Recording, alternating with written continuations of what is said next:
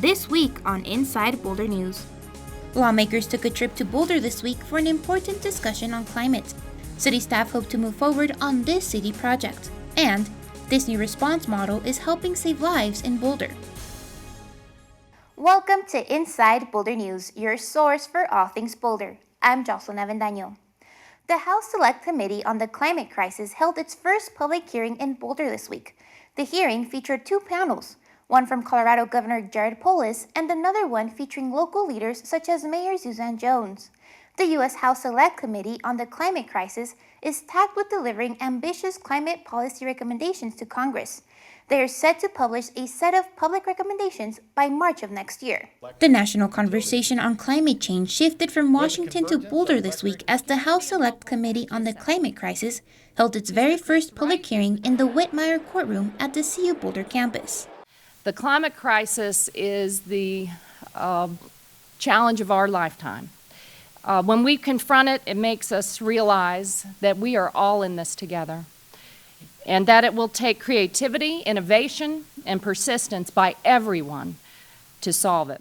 The House Select Committee on the Climate Crisis is made up by 9 congressmen and women from across the U.S., including Colorado Congressman Joe Neguse. I can think of no better place than Boulder, Colorado, and Colorado as a state to host the first field hearing of the Select Committee on the Climate Crisis. It is the epicenter of climate research in the United States. During the hearing, the committee listened to local leaders' testimonies as they discussed Colorado's efforts to reduce greenhouse gas emissions and combat climate change. Governor Jared Polis kicked off the witness testimony by discussing the state's goal of achieving 100% renewable energy by the year 2040. This commitment was inspired and informed by the 14 towns and counties across our state that have also adopted the goal of getting to 100% of their electricity from renewable energy by 2040, or in many cases, even sooner. In the second panel, Boulder Mayor Suzanne Jones joined other local leaders and scientists in sharing their testimony, urging the federal government to take immediate action to combat climate change. Throughout our nation's history, the federal government has from time to time stepped up to major environmental crises, whether it's the Dust Bowl, whether it was the burning of the Cuyahoga River, whether it's the hole in the ozone. We have done it before. We need to do it again. It's really time for federal action to help harness our country's innovation and address this existential crisis. The work we're doing matters. It was great to have a national spotlight on it. All the work that we've put into creating programs that work are now being offered as national models, and that's great. And we need to keep it up. As I said, it's all hands on deck, and we need everybody in our community engaged. More information on the city's climate commitment can be found on bouldercolorado.gov/climate. On Tuesday, August 6th, the City of Boulder is set to hold a public hearing regarding fiber broadband backbone financing. The estimated cost of this infrastructure project is $20 million. If approved, this project will require underground construction work in and across the city in 2020 and 2021. We spoke to Julia Richmond, Chief Innovation and Technology Officer for the city, to learn more. In 2016, Boulder City Council identified broadband as a council priority. The city is currently planning for the construction of 55 miles of dark fiber broadband backbone infrastructure in anticipation of future network issues. Dark fiber is dark because it doesn't have internet lighting it up, as it were. And so the project that we're taking on right now is building that dark fiber backbone. Staff is set to go to council on August 6th for approval on the final mechanism for construction funding. This meeting will be a public hearing.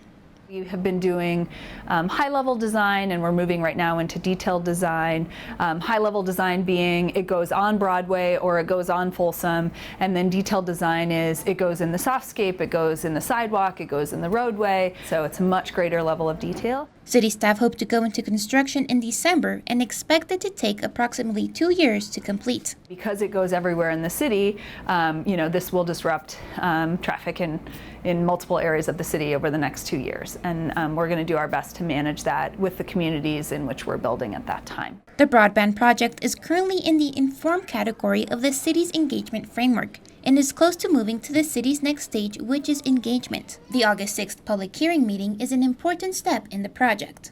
The city sees this asset as kind of critical infrastructure in the same way that water is critical and roads are critical and parks are critical, that without this fiber, we're missing an essential element of what the future city looks like.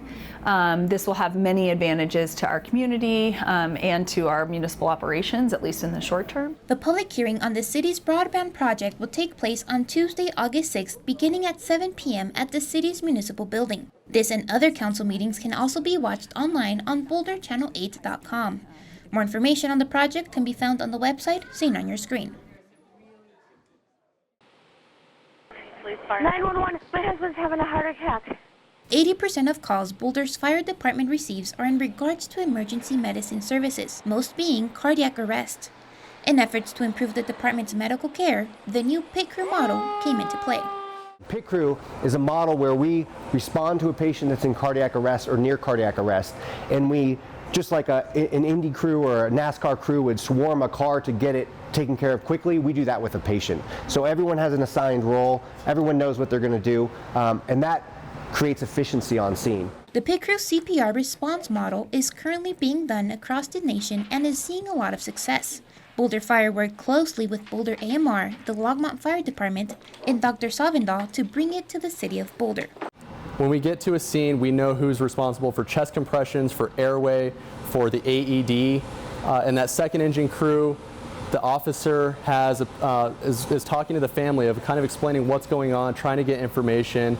Rather than showing up on scene and trying to figure out who's doing what, we know before the call even comes in of what we're going to do. So the purpose of EMS and the purpose of our response for EMS is really to save lives. We want to have people go from their moment of impact to home. So we're not just trying to get them to the next step, to the hospital. We want to get them back to the family. Other communities using this new response model have seen a 10 to 15% increase of patients going back home to their families from the hospital. Boulder Fire Department hopes to have the same success.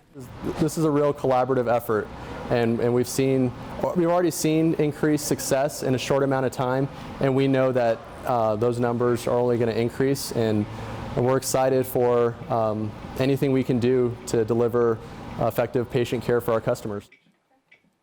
Looking for something different to do? How about a night at the opera? This isn't any ordinary opera, it's opera in the park. Sponsored by the City of Boulder, the Boulder Opera Company will be bringing a free concert of highlights from various selections to the Boulder Band Show. Bring a picnic and enjoy classics such as Verdi, Puccini, Mozart, and more. This family-friendly event will be held on Saturday, August 10th from 6 to 9 p.m. at the Boulder Band Show. More information can be found on the website seen on your screen.